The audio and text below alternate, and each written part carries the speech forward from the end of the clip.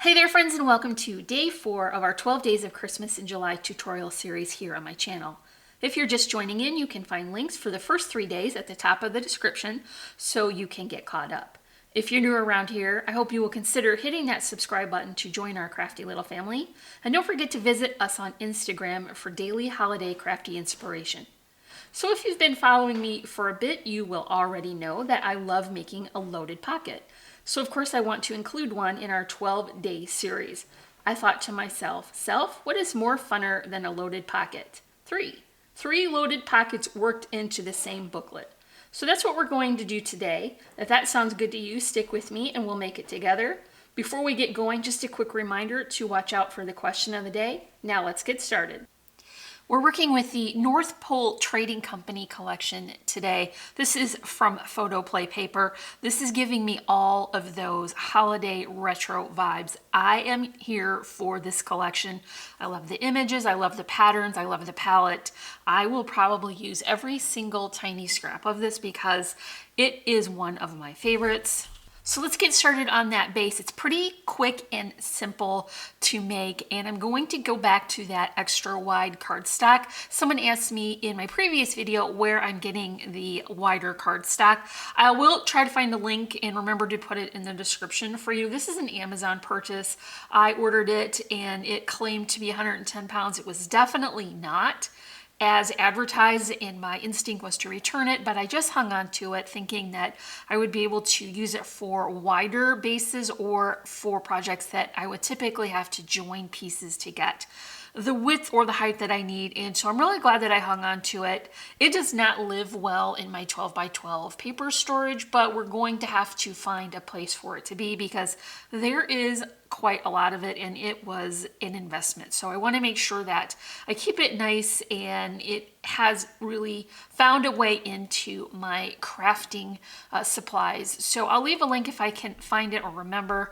And then I'll also try and see if I can find a link for a lesser quantity because that's quite a lot of paper to be getting at one time.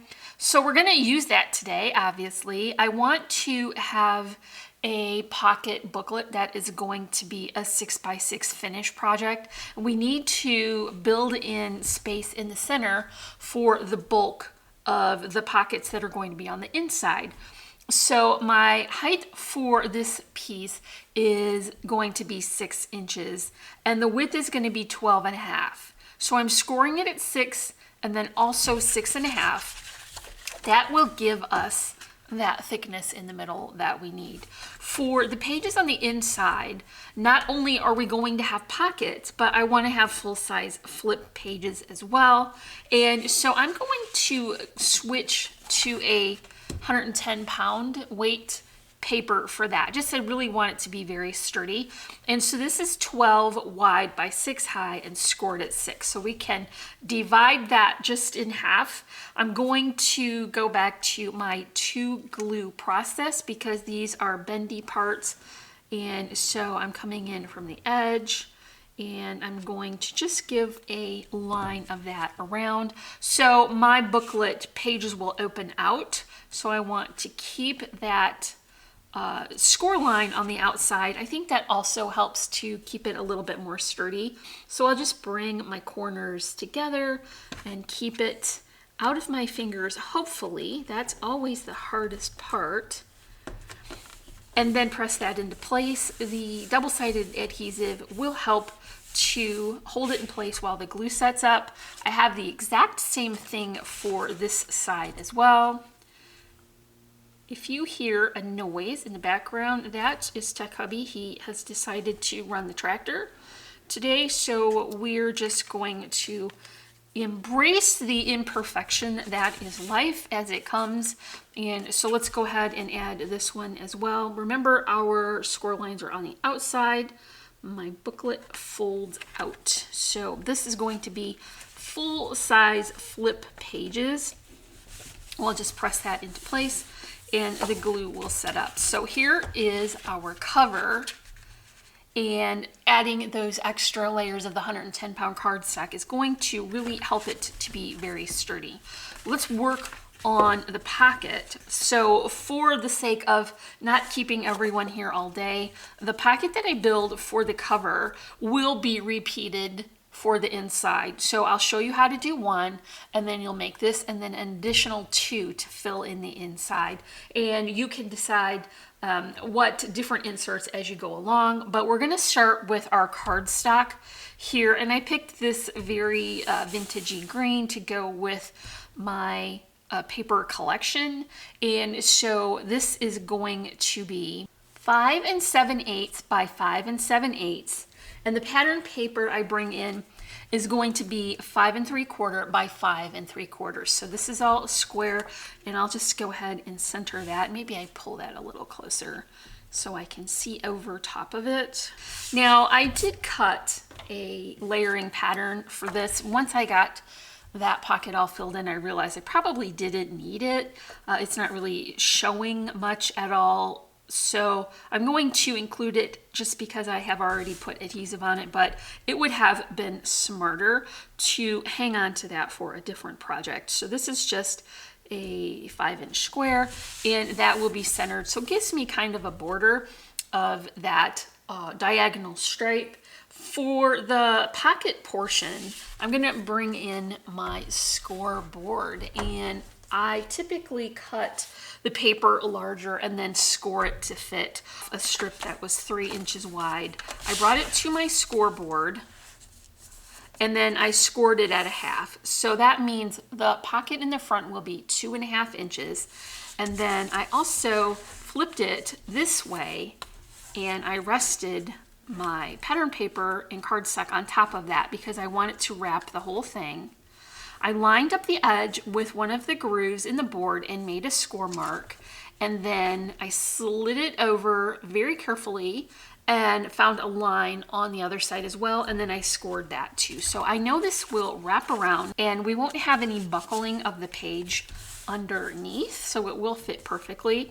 So the first thing I want to do is just go ahead and peel the backing off of my tape. Then I'll position my cardstock into that and center it, and then just wrap those edges. So you can see, I've already added some adhesive here to the back as well. So this is what we'll use to adhere it to the front cover of our book.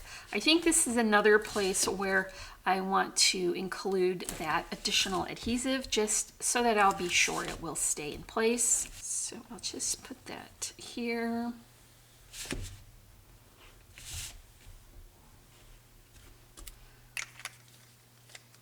And this will be centered on our book. So we're going to get that white border of the book base showing. So let's make sure our pocket is going up, and I will position this in the center. And I do want to go ahead and finish the back now because it's open and I don't have any bulky items inside. You will notice that I've got a bit of a patchwork here. That's just because I wanted to utilize the paper as best I could and not cut into an additional piece just for the back. And I think actually it looks kind of fun. So this is the same measurement as the front, and we're leaving all those same nice borders as we work along. Okay, let's cover the front of this pocket with another layer of cardstock. So this is going to be 2 3/8 high by 5 7/8 inch wide. I'll just go ahead and center that on my book as well. And we'll top it with a layering pattern. I picked this blue so that I could coordinate with the flowers that I made for this project. It is 2 1/4 inches high by 5 3/4 inches wide, going right in the center of that cardstock. And I think that looks very festive on the cover. It will be a good time now to work on the inside of those flap pages. I chose to use the same pattern going all the way across just so that it would all coordinate nicely. And all of these pages have the same measurement as the front and back cover. So you're going to get a lot of good use out of your 12 by 12 pattern paper. And all of these additional layers that we add really help to bulk up this book and keep it being very sturdy. So I'll just keep working along here. And now I think this is a good time to ask the question of the day.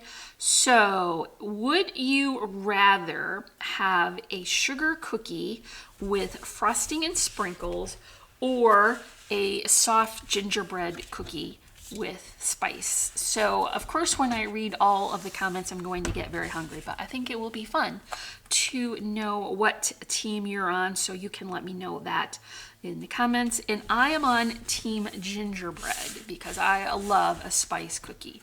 So here are all of our flaps covered on the inside. Let's go ahead and add our pocket bases as we did for the front cover.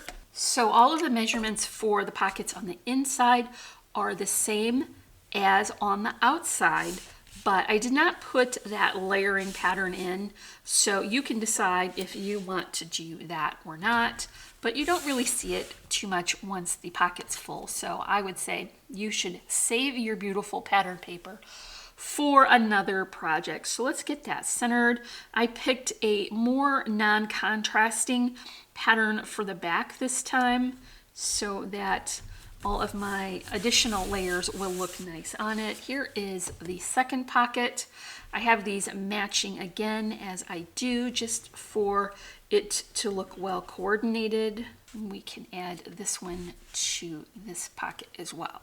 So let's go back and work on that cover. The first thing I want to do is include one of the images from the cut apart sheet, and I wanted to include the sentiment that was on the bottom portion, but I don't want to have it covered at all with my floral arrangement. So I removed that portion of the card. I fussy cut that out, and then I added my cardstock here. This is 110-pound cardstock, so that it would be very sturdy. And I put the portion of the image that remained on the top, and then just a layering pattern. It won't really show too much, but I decided to match what was on the pocket. And I only put my adhesive on the bottom portion so that it won't accidentally seal up my pocket. So of course I'm gonna do the double-sided tape and the Tombow.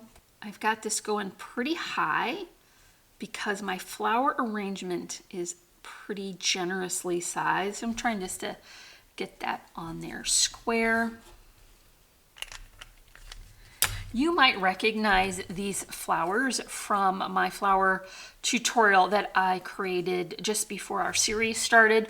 And if you do remember, you may have noticed it is changed shape slightly. I had it on more of a curve when I first arranged it, but for this project, I really want to keep all of those fragile bits within the confines of this pocket area so that they will be supported on this and not be fragile. So I just rearranged it by taking it apart and gluing it back together. And so now it works much better for the size that I need it to be. And I'm going to add this, of course, with my hot glue because it is very heavy. And I'm just going to be careful to keep all the bits inside and press that into place so that it is well secured. So the rest of this book is going to have some folded inserts, and I'm also going to utilize more of those cut aparts because I really wanted to have a lot of options when it comes to finishing this. So you can fill in the insert or put pictures on the back of the cut aparts.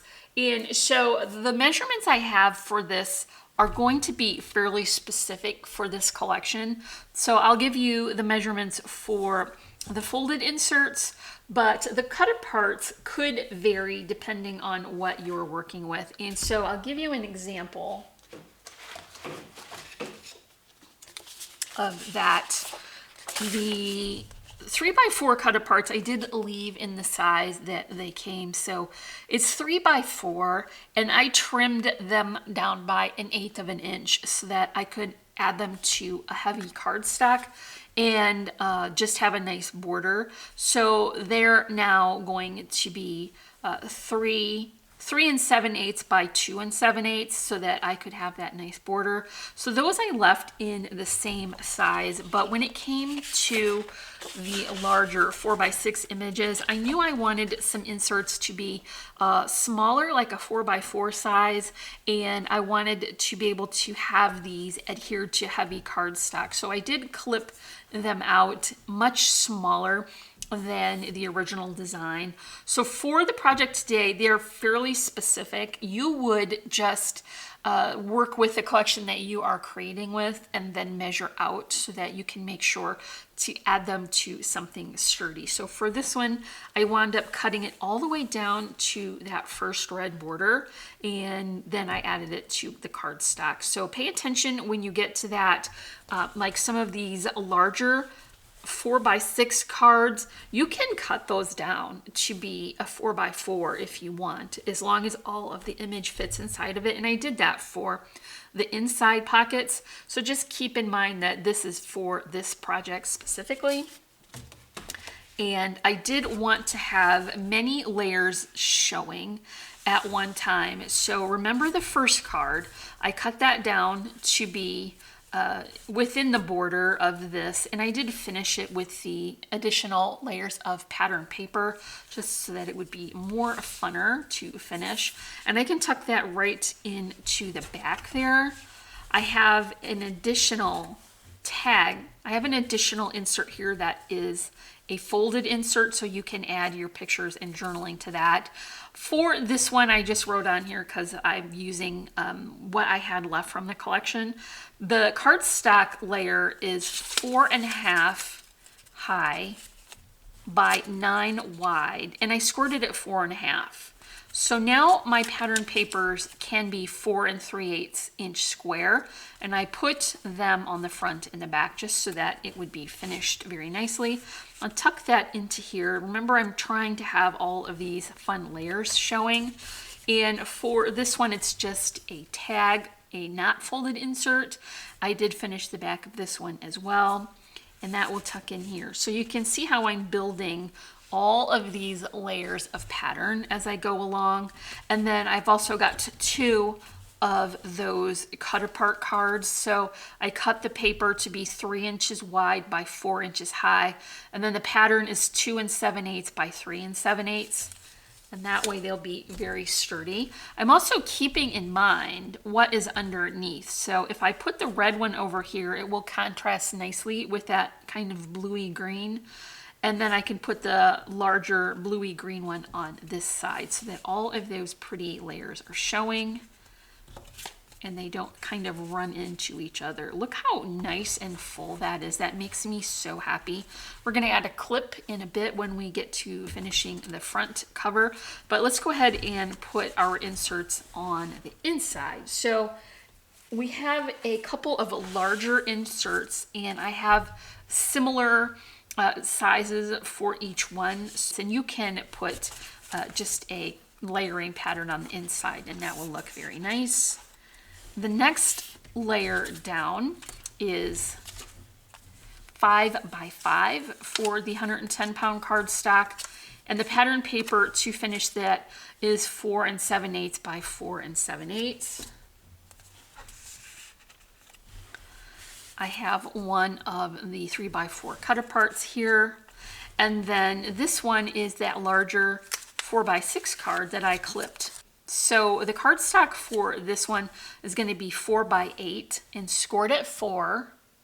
And then the pattern paper is 3 7/8 by 3 7/8. And then you can see how all of these measurements will be affected by what collection that you're working with. So the other side is going to have a similar set of inserts. One is folded on the side. We have a large tag. We have a 3x4, and then a 4x4 that is folded on the top, and this will rest on the outside of our pockets. So wow, look how nice and full that got very quickly. Okay, there's just one remaining detail for this, and that is a little clip Here I have some ribbon tied into a bow, and there's a twine bow layered on top and a jingle bell, and that's going to go right there. So that's all for our loaded pocket booklet for day 4 of our 12 Days of Christmas in July series. Don't forget to come back tomorrow for day 5. If you enjoyed this tutorial, remember to comment, like, and subscribe. You can find links to the products I mentioned today, as well as all our socials in the description below. And as always, I'm wishing you a happy and productive day, and I thank you so much for watching. Bye!